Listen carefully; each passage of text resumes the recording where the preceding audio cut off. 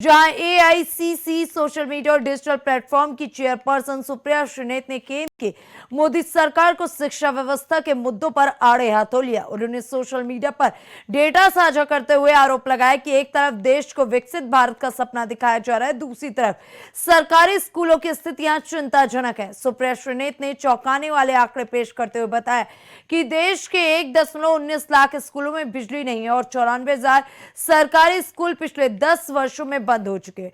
और उन्होंने दावा किया कि सरकारी स्कूलों के निजीकरण और बदहाली के कारण अभिभावक निजी स्कूलों की भारी फीस भरने को मजबूर है। कांग्रेस नेत्री ने तंज कसते हुए कहा कि भाजपा मंत्रियों के बच्चे विदेशों में पढ़ रहे हैं, इसलिए उन्हें आम भारतीय बच्चों के भविष्य की कोई परवाह नहीं है।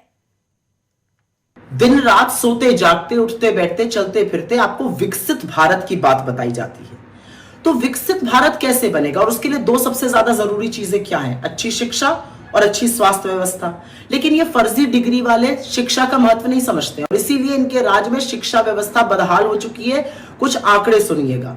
आज इस देश में 1,19,000 से ज्यादा ऐसे सरकारी स्कूल हैं जहां पर बिजली का कनेक्शन नहीं है, ना पंखा है ना लाइट है और उसके बिना बच्चे जाड़ा गर्मी बरसात पढ़ने को मजबूर हैं।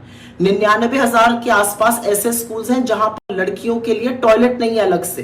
तो जब लड़कियां बड़ी हो जाती हैं, उनको प्राइवेसी चाहिए, पीरियड्स होने लगते हैं, तो वो टॉयलेट कहां जाए, वो स्कूल आना छोड़ देती हैं। 61,000 से ज्यादा ऐसे स्कूल हैं जहां पर लड़कियों के लिए तो छोड़िए, लड़कों के लिए भी एक भी टॉयलेट नहीं, एक भी टॉयलेट ही नहीं है स्कूल में।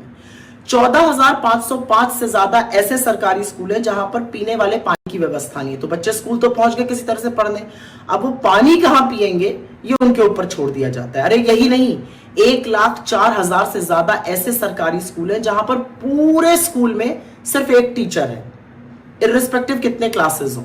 क्या आप ये जानते हैं कि 2014 के बाद से अभी तक 94,000 से ज्यादा सरकारी स्कूल बंद हो गए हैं? क्या आप ये जानते हैं कि 2005 में सरकारी स्कूल में एनरोलमेंट रेट 71% होता था, जो 2025 में घटकर करीब करीब 49% रह गया है? लेकिन मोदी जी इन सब बातों पे चर्चा क्यों करेंगे? आप मजबूर होकर इस खस्ता हाल व्यवस्था को देखकर अपने बच्चों को प्राइवेट स्कूल भेजने को मजबूर हैं, जहां पर वो मनमानी फीस लेते हैं, हर तरह के पैसे की उगाही होती है और अगर आप पैसा ना दे पाइए तो आपको किस तरह से बेइज्जत किया जाता है, ये वीडियो तो तमाम आते रहते हैं। पर मोदी जी ये शिक्षा पर चर्चा करके अपना वक्त क्यों बर्बाद करेंगे? उनको कौन सा आपके बच्चों के भविष्य को संवार कर चुनाव जीतना है? उनको तो हिंदू मुसलमान करना है और उनकी जेब में चुनाव आयोग है, वो जहां चाहे वहां का चुनाव जीत सकते हैं, मैनिपुलेट कर सकते हैं। तो वो अपना टाइम क्यों बर्बाद करेंगे? और बीजेपी वालों क्यों परेशान होंगे शिक्षा व्यवस्था खराब होने से?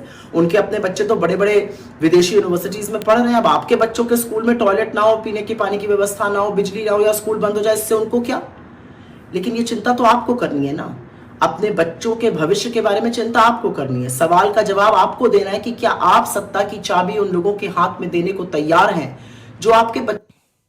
इस खबर पर प्रतिक्रिया देने के लिए हमारे साथ भाजपा नेता अव्रिल मलिक जुड़ चुके हैं। अव्रिल मलिक जी, इंडिया वॉच में आपका बहुत बहुत स्वागत है। अव्रिल मलिक जी, जिस तरीके से सुप्रिया श्रीनेत ने कहा विकसित भारत का सपना केवल दिखावा है भारतीय जनता पार्टी का, उन्होंने कहा कि शिक्षा की गुणवत्ता बद से बदतर हो गई है भाजपा सरकार में, क्या प्रतिक्रिया है आपके इस पर? जी देखिए, जहां तक विषय एक तरीके से शिक्षा व्यवस्था पूर्ण रूप से बेहतरीन है। और अगर बात चली जाए विपक्ष के आरोपों की और जो तमाम सारे आरोप विपक्ष के द्वारा लगाए जाते हैं, मैं समझता हूँ सभी आरोप पूर्ण रूप से बेबुनियाद हैं, तथ्यहीन हैं और उनके पीछे कोई लॉजिक नहीं है। इनकी सरकार रही है इस देश में, इस मुल्क में, तो कांग्रेस पार्टी की सरकार रही है। उस दौर में क्या कुछ हुआ और किस किस प्रकार से कार्य किया गया वो भी सबने देखा है और ये बिल्कुल स्पष्ट है। अगर बात करी जाए भारतीय जनता पार्टी की, तो हम पूर्ण रूप से मजबूती के साथ जिस तरीके से ग्राउंड लेवल पे काम करते हैं और एजुकेशन सेक्टर में, हेल्थ सेक्टर में, एग्रीकल्चर सेक्टर में, टूरिज्म सेक्टर में और इकोनॉमिक डेवलपमेंट के लिए, सस्टेनेबल डेवलपमेंट के लिए, हर क्षेत्र के विकास के लिए, हर क्षेत्र में देश को आगे बढ़ाने के लिए, प्रगति करने के लिए जिस तरीके से मजबूती के साथ मोदी जी के नेतृत्व वाली सरकार काम करती है, बिल्कुल स्पष्ट है, सबके मध्य में है।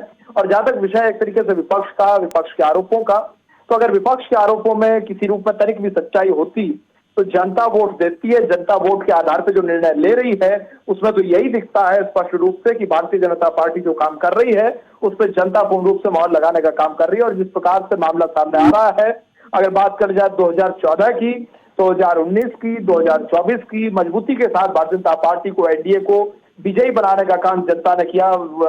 एक तरीके से हमारी मेहनत पे मोहर लगाने का काम किया और तमाम सारे राज्यों में राज्य दर राज्य भारतीय जनता पार्टी जीतती जा रही है। बंगाल जीतती है और सभी राज्यों में जीत रही है, उत्तर प्रदेश निरंतर जीत रही है। तो ये एक तरीके जनता के लगाव के कारण ही संभव हो सका। ठीक है, बहुत बहुत धन्यवाद अव्रल जी, मेरे साथ जुड़ने के लिए, इस खबर पर अपनी प्रतिक्रिया देने के लिए। हालांकि बता दें, लगातार कांग्रेस की तरफ से आंकड़े पेश किए जा रहे हैं और ये दावा किया जा रहा है कि शिक्षा की स्थिति बड़ी बुरी होती जा रही है भाजपा सरकार में।